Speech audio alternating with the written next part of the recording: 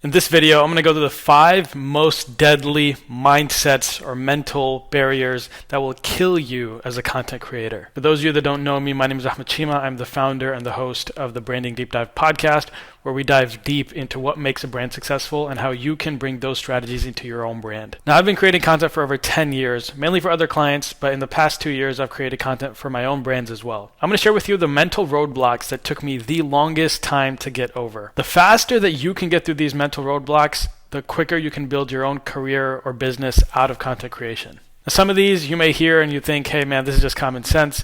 Of course you're going to go through this. But I'm going to share them anyway because I went through it even though I knew it was coming. Number 1, the first mental barrier, mental roadblock is not having a thick enough skin. Here's what I mean by that. When you start putting yourself out there, people will start making fun of you, especially the people that put you in a certain box in their mind. They see of you as a certain way. And then when you start putting yourself out there in a different lens. So for example, in my circles, I was known as a video guy. When I started putting content out there, I started putting myself out there as a brand strategist, as someone that helps people build their own brand. So for the people that knew me as a video person and they saw me make this shift to a brand strategist, for them, it was a little bit weird. They thought I was just trying to be a YouTuber. They thought I was just trying to change who I am to get likes or followers or whatever. And so anytime I'd see a lot of these people, they would make fun of me like, oh, how's your YouTube thing going? Like they're not actually interested in how your YouTube thing is going. Really, what they want to do is just hear how you're not succeeding, right? And then proceed to make fun of you. Recently, I posted a clip of a friend on our Branding Deep Dive channel on YouTube and then also on my personal Instagram reel. And that video picked up in our circles because he's a friend of ours and he made a mistake in the video. He said something that some of our friends caught, and when they caught it, they started roasting him in a lot of group chats. And so you have to be ready for this kind of thing because you're not going to be perfect in every single video you put out there. You're not going to be spotless and pristine in every single sentence that you say. You're going to make mistakes, and your friends and people that like to joke with you, they're going to catch it. And then of course you're going to get the internet trolls too. The internet trolls don't really hurt as much because you know those people are trolls. You don't know them personally, and it doesn't really have any impact to your day-to-day because you don't know who they are. You can just be like, oh, it's whatever, it's an internet troll, he has nothing better to do. But then when your friends and people you know start making fun of you, then it becomes a little bit harder, right? And so you really have to develop a thick skin if you want to be in this journey of content creation because you're putting yourself out there, people are going to see you, and people are going to see the flaws. Number 2, the second deadly mistake people make, the second deadly mindset is focusing too much on quality. In the beginning, when you're just starting out, it's really important to get quantity out first. As you get into a rhythm and you're creating consistently, you have a rhythm that's repeatable and you're not missing days, then it's important to start really focusing on making sure every single video is better and better in quality. In the beginning, the most important thing is not quality, because in the beginning, your quality is going to be bad regardless, right? Your first 10, 15, 20 videos are not going to be great. With our podcast, with the Branding Deep Dive podcast, it took us about 12 episodes to really get to a point where I felt comfortable sharing it with other people. Before that point, it was like it just didn't feel right for me. It didn't feel like a good quality podcast yet. And so once I got to that point, then I was like, man, this is a good product. I'm comfortable sharing it with people. If you focus on quality too much in the beginning, it'll get in the way of you actually making progress. You have to get the bad reps in before you get to the good reps. Number 3 is not spending enough time on packaging your content. Here's what I mean by that. Some of the top YouTubers in the world, they don't even make a video unless they can think of a good title and thumbnail to go with it.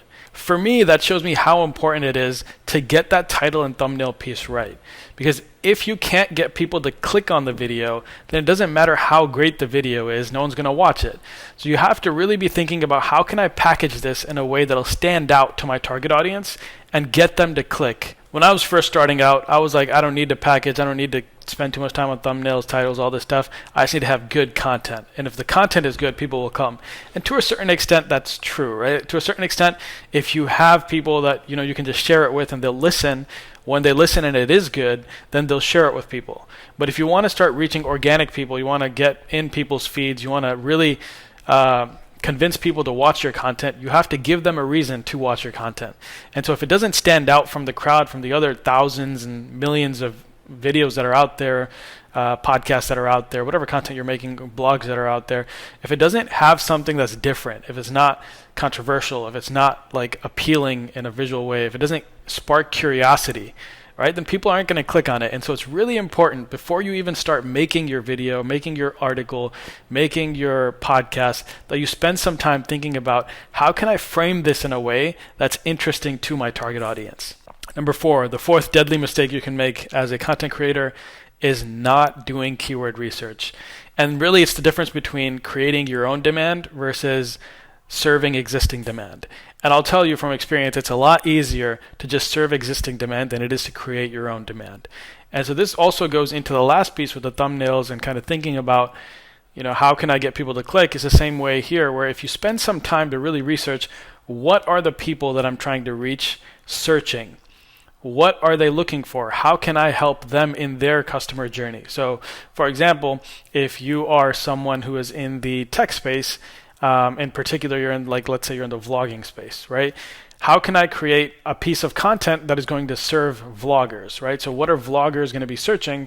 They're going to be searching what camera is best for vlogging, what mic setup is best for vlogging, how can I set up a DIY vlog setup for my house or whatever, right, on a budget. And so these things, these are just ideas I had off the top of my head, but there's tools that you can actually validate what people are searching, and then you create content around that. When people search it, you can rank, and then you get organic reach that way. And so really what you have to do is either look at Google Trends, there's vidIQ, there's a number of tools that you can use to actually go through and find out what people are searching, but really spend some time to understand what's happening through the minds of my customers and use that to actually filter through which ideas you're going to do and which ideas you don't do. And now this doesn't have to be like vidIQ, Google Trends, anything like that. Another way you can do it, and this is what Alex Hormozy does, is when he gets an idea, he tweets it out. And the tweets that get a lot of retweets, shares, likes, with those tweets, he'll turn them into like a YouTube short or Instagram reel, TikTok. And for the tweet threads he does that get a lot of shares and retweets, he'll turn it into a full video, right? And so there's ways to validate your idea before you actually spend all the time and energy to create the idea. That will save you from a lot of disappointment. Number 5 is not sharing and promoting your own content.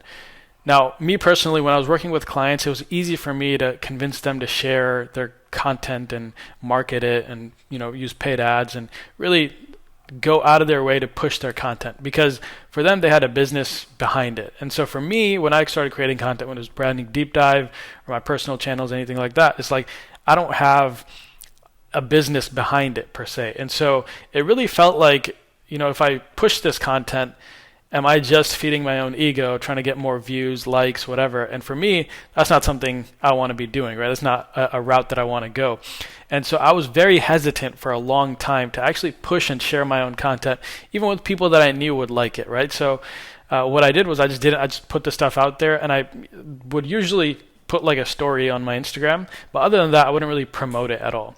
But what I found is, as my podcast started getting more and more steam, as I got bigger and bigger guests, I felt like I was doing a disservice to the guests because they spent their time and energy to come on my podcast, share their insights and wisdom, and then I wasn't reaching the people that could benefit from that, right? So I had an interview with a founder of a company, for example, and so there may be other people that are looking to found a company that can get tremendous value from the interview that I did, but because I didn't put myself out there, because I didn't push it properly, that I didn't put a proper marketing strategy behind my episode, that it didn't get to that customer, and it didn't get to that listener, and they didn't benefit, and they didn't implement those strategies in their business because of my failure to actually do my part, right? And so that's how I think about it now, is that really when you share your content, when you promote it, it's not about trying to get more likes and views and all that stuff. It's about making sure you're actually serving your audience,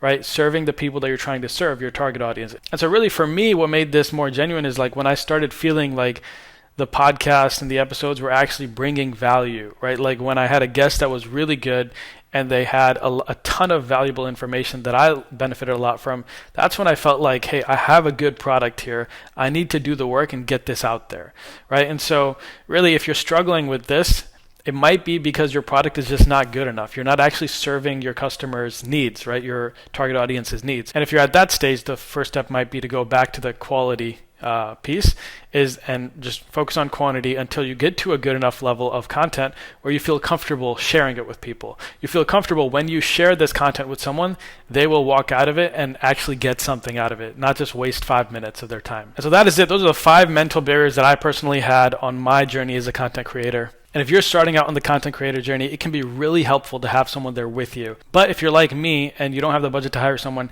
there is a way where you can get people to work with you for free. I explain it in my last video. Check it out in the description below. If you enjoyed this video, make sure you like and subscribe. We have more in the works. Thank you so much for watching.